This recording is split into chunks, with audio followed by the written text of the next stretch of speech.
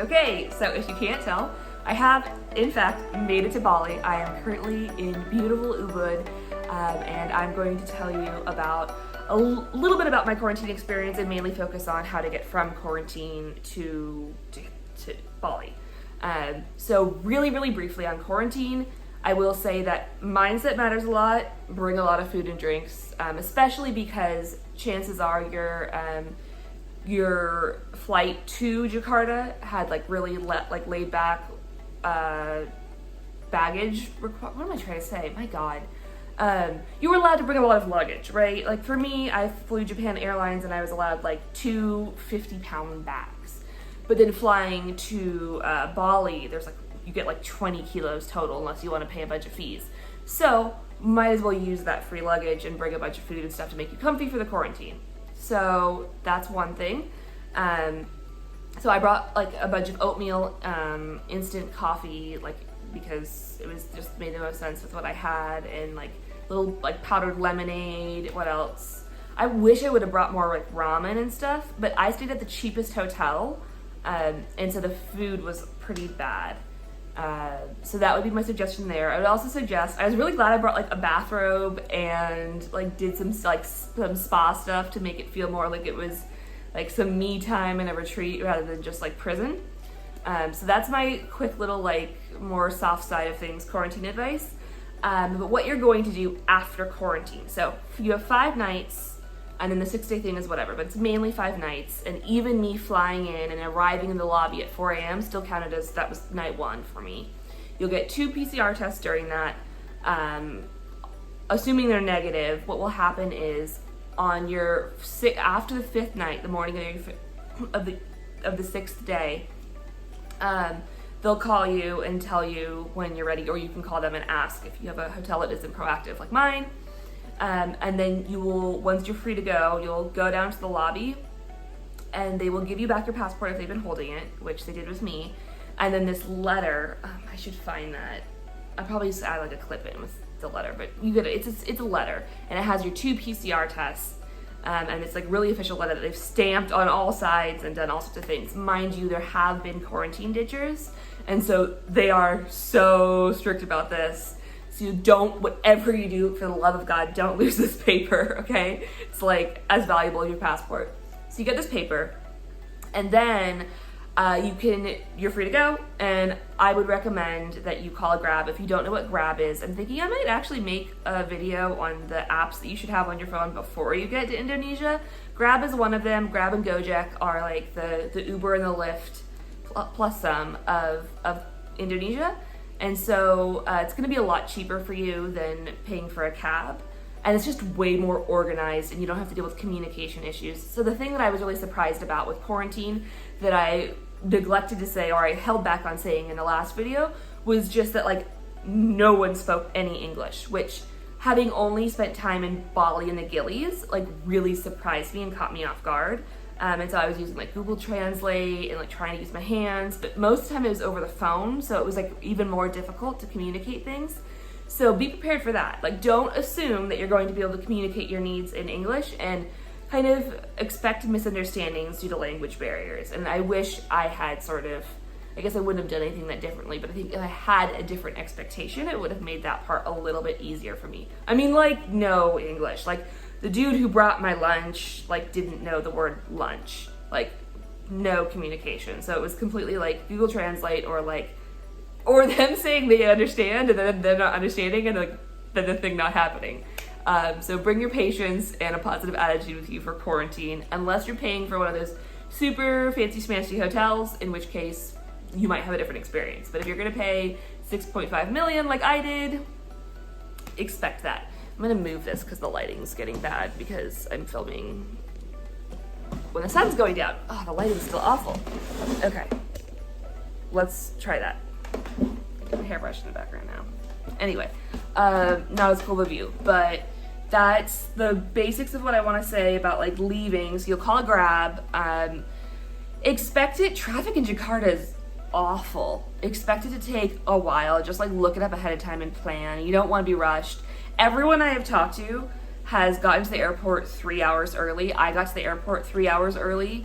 I did have time to kill, like 30 minutes to kill, but it was worth it for like having less stress, because there's a lot you have to do because of this quarantine thing. So I'll take you through that in a second. So get all your stuff, leave the hotel, have your like little gold ticket, right, to get out, get in the Grab.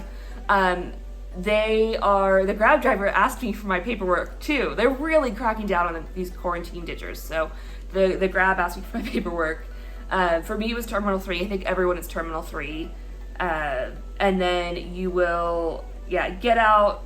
And the first thing that I did, I flew Garuda. I got absolutely, I'm not going to swear in this thing, screwed on baggage stuff, which I knew was going to happen, but we'll get there in a second. So I went in, you'll have your paperwork with you. You'll go to the ticket counter and you'll check in. They'll weigh your bags. They'll tell you how much you owe for your bags. This is Garuda. I don't know if they're all like this. You'll go to a separate counter, pay for your bags, and then you will take your little golden ticket of quarantine paper. You'll go to another line that's kind of like mid-terminal in Terminal 3. And it's going to look a lot like the line that you had when you came into Jakarta, with like the government officials with the plexiglass thing, and there's a line, and you will get in the line, you'll show your paperwork, they will check your PCR test. Your PCR test just needs to be valid. It has to have resulted, not collected this time, resulted 48 hours from your flight, probably from arrival or departure. I don't know, it's a short flight, so whatever. Meaning that if you wanted to, you could spend an extra night in Jakarta, but not 2 nights, because then it would expire. Okay, so you go and get that stamped, and then you go back to the ticket counter, and you show them your stuff, and then they issue your ticket. And then after that, honestly, you're pretty much like good to go, except, so here's the thing I didn't do, but you can try to do. So there's this whole debacle with like paying 40% of your phone's value as a tax to be able to use a SIM card, to be able to use your phone in Bali unless you get a tourist SIM card. I'm not going to go there in this one. It's like an entire cluster, But if you do decide to do that, based on what you know about this, don't make the mistake I did. I asked the guard, the official, where to go, and he directed me to the customs office. And it's actually not. The customs office was closed, so I waited there for ages. It was like open, but it was like unstaffed. So I failed at that, and I didn't end up registering my phone.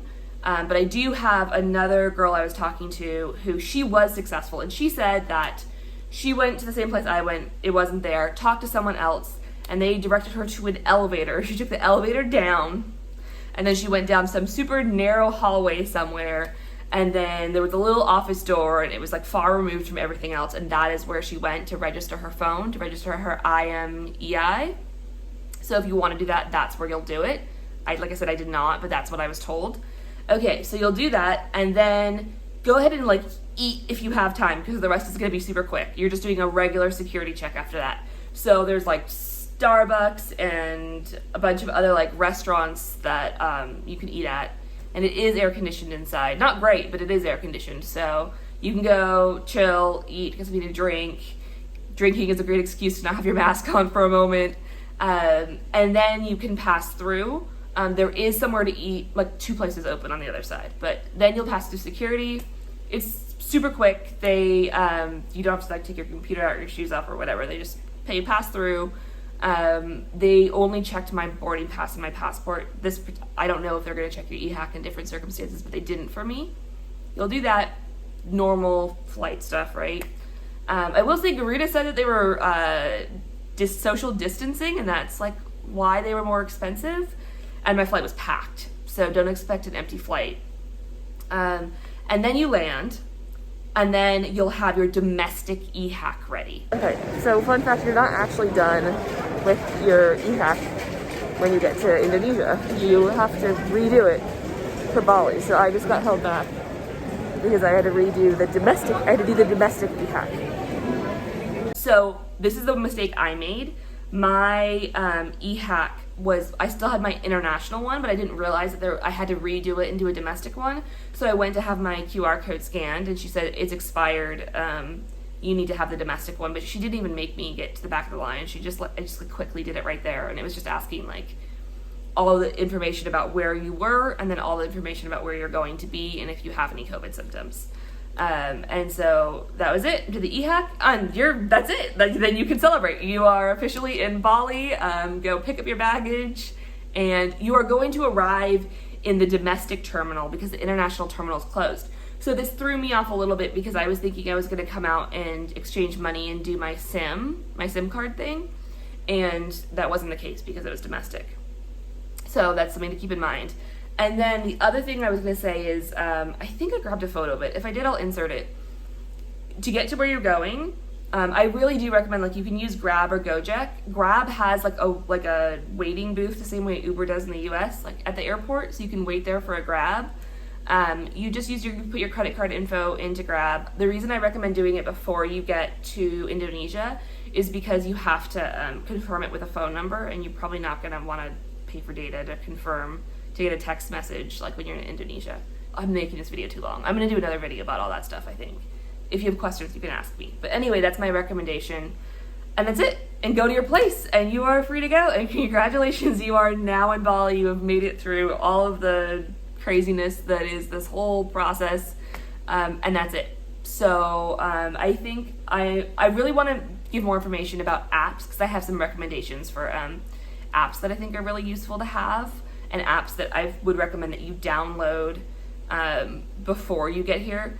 And I'm just kind of doing this because I think I don't know, I wish someone did it for me. So anyway, I'm rambling. That's how it works. I am going to link, my Instagram is private, but I am going to link it so that you can DM me if you want to ask me questions. I think it's like the easiest way to do this. Okay, good luck getting to Bali, and I will talk to you later. Okay, bye.